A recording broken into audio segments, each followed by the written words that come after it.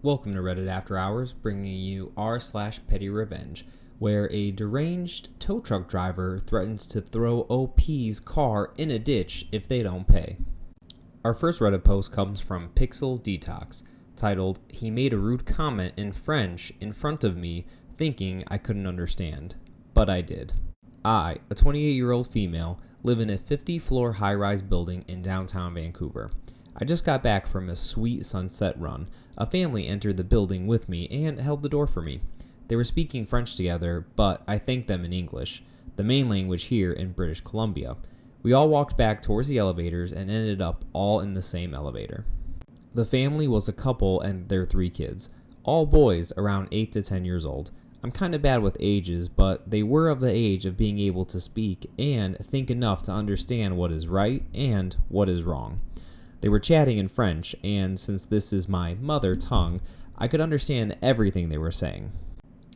As we're going up more than 30 floors, it takes a little time in this slow elevator, the dad turned to his kids and asked, "Alrus el est belli pas belle?"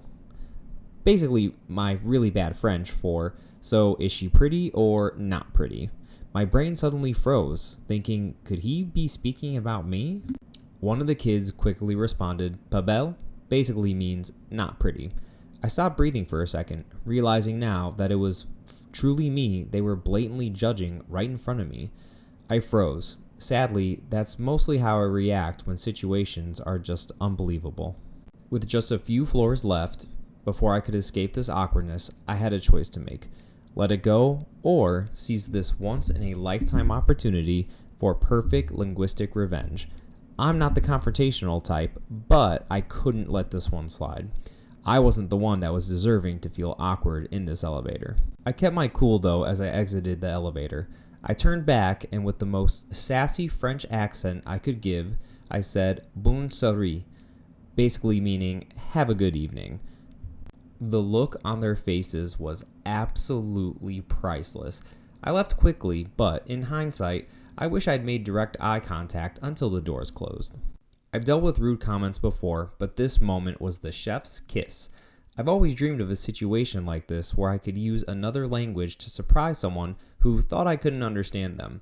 I'm just saying, but keep your language skills to yourself. You never know when it can come in handy. Learning multiple languages is 100% worth it for bamboozling people like that. As for the mom just stood there silently the whole time, almost like she really wasn't present. I couldn't help but wonder if she faces this kind of behavior from him too. There are a few Airbnbs in my building, so I'm guessing they were tourists. I never saw them again. Unfortunately, no chance for a second revenge. You gotta love the ignorance of stupid tourists. Even in college, when I was driving Uber and I had passengers that couldn't speak English or couldn't speak my language, never was it ever a thought of mine to talk badly about them or disrespect them just because they couldn't understand me. This guy got exactly what he deserved, OP. And I can only wonder how much of this his wife gets on a daily basis. I hope she leaves him one day too. I mean, who knows? Maybe he is a super nice guy to his wife and he is super caring. And maybe I'm just misjudging him because I read too much Reddit. But I'd be willing to bet that he's probably a jerk to her too. Our next Reddit post is from PSL87, titled, "Tow truck company threatened to dump my car in a ditch over a $36 payment. Due to some recent and unexpected snow, my car slid off my driveway and got stuck in a ditch next to my house. I contacted Insurance Roadside Assistance and they picked a random local tow company to winch my car out. I carefully checked with insurance before the rescue to verify that it was not an emergency, and I verified that it was completely covered by my insurance. My insurance sent me a handwritten verification that it was covered. The tow truck driver arrived and got my car unstuck. After he was complete, I asked if there was anything else that he needed, and he stated that he needed to check on payments. I told him that I had a handwritten statement showing that it was supposed to be covered by my insurance company. He got back in his truck and drove away, so I assumed that everything was good. About 15 minutes later, I got a call from the tow company owner demanding that I pay $36 or they weren't going to release my car.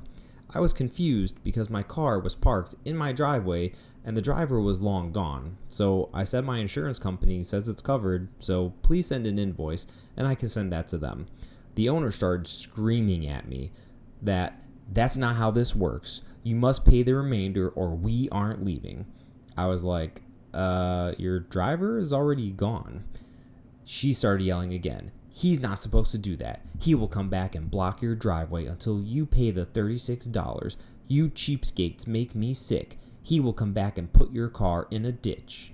At this point, I was kind of stunned and laughed at her and said, sure, you can come back and put my car in a ditch, which made her so mad that she hung up. A little bit later, I got a text with an invoice showing that I owed an additional $125 for a waiting fee. I texted her back asking if the driver was here waiting because my property was empty. She claimed that the GPS and the dash cam proved that he was in my driveway. I responded with, well, he must be invisible because no one is here. She stopped responding and my insurance eventually agreed to pay the $36 balance. I've never had a small business owner behave this way to me. I sent in bad reviews to all the sites that I can find and did a complaint with the Better Business Bureau. Is there anything else I can do as PettyRevenge? I know Reddit loves tow truck companies. If I were you and they put my car in a ditch, I would have sued them for everything their company had. But since your insurance company did actually end up paying and they didn't actually end up blocking you in or taking your car, I think the best thing you can do here is just review bomb them since, they did try to screw you over and they were extremely rude to you. Our next Reddit post comes from EL_Valdi titled, "You block my driveway? Fine. I'll block your van." My house has a garage next to it and a driveway to get out of my property onto the street. The street in front of my house is rather narrow. Two cars cannot pass each other safely and there are no sidewalks. Next to the street are walls. In that area, people like to build some stone or concrete walls around their property. Not really high, about 50 centimeters, but high enough to make it a barrier for cars and such. There are no official stopping restrictions, but due to the narrow street and the numerous driveways, it's obvious that parking on the street is a really bad idea. Next to my property is a restaurant that gets stuff delivered every now and then. The kitchen entrance is next to my driveway. The delivery driver usually parks on the parking area across the street so they won't block traffic. The street is used by residents mainly, and there's really not much traffic on this street anyway. On one particular day, though, I had to leave quite urgently as I was heading to town hall to pick up some documents like my new identity card. Exactly on this day, a delivery driver decided to park his van next to my driveway to save some meters of walking. He didn't block my driveway, but I also couldn't exactly exit my property with how close he parked. Backing up to get out wasn't an option either because of the concrete walls. When he came out to pick up the next box, I kindly asked him to move his van. He denied and pointed out that he, quote, turned on his hazards, as if they were entitling him for parking wherever he wants. He continued delivering and left me kind of annoyed because of his entitlement and his stupidity. So, cue the PettyRevenge. I was sitting in my car, still blocking half the street as I couldn't get out. The delivery driver finally finished his job, started up his van, and wanted to move forward so he wouldn't have to back up, which was obviously a pain in the butt. He gestured for me to move. Now, I could have backed my car up 2 or 3 meters so he could pass me and do a U-turn down the street, but of course, I didn't. I switched off my engine and switched on my hazard flashers. You could literally see how he went from annoyed to fuming angry in a split second, which made me laugh even more. After shouting out some profanities, he realized that I wasn't going to move, so he had to back up about 300 meters while still yelling and ranting profoundly. OP, what did he expect to happen?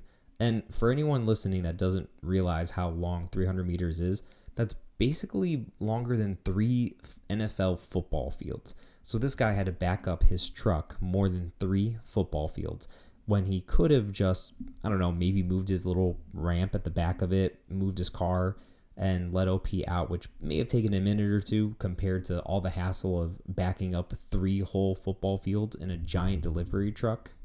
Hopefully he learned that day that it doesn't pay to be a butthole for no reason. Our next Reddit post comes from Welsh Dresser titled, "Sit There Laughing at Me at the Petrol Station? I'll inconvenience you even more." This was a few years ago.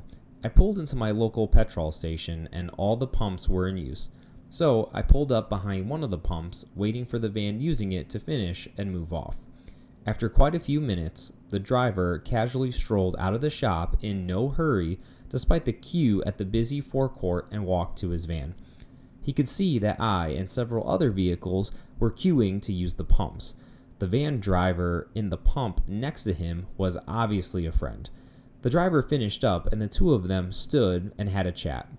They were aware of all of us waiting and were clearly loving the fact that they were holding all of us up, even turning to laugh arrogantly at the guy waiting next to me who called to them to move away from the pumps. This went on for about 5 more minutes until they got bored of their silly little game and drove off. The moron in front of me was a plasterer, and his name and phone number were written all over his van, plying his trade. Oh boy, I'm petty, and I definitely made note of this detail. A few weeks later, I called him up and said that I had bought a house in need of renovation and needed a quote to board out and skim the entire house. Oh, he was only too happy to quote for a big project, assuring me that he was great at his trade and I could not find a better quote. We discussed his availability as he was keen to come and look at the job. I gave him the address of a rundown house a few streets away from me that had recently sold at auction. He actually knew the house. He had driven past it a few times and noticed that it was up for auction. We arranged for him to call and come over the following day. Of course, I was not there. He rang a few times and left a voicemail checking where I was. Eventually, I called him back, very apologetic, saying that my husband had fallen off a ladder and I had to take him to the ER. He said okay and agreed to rearrange the visit.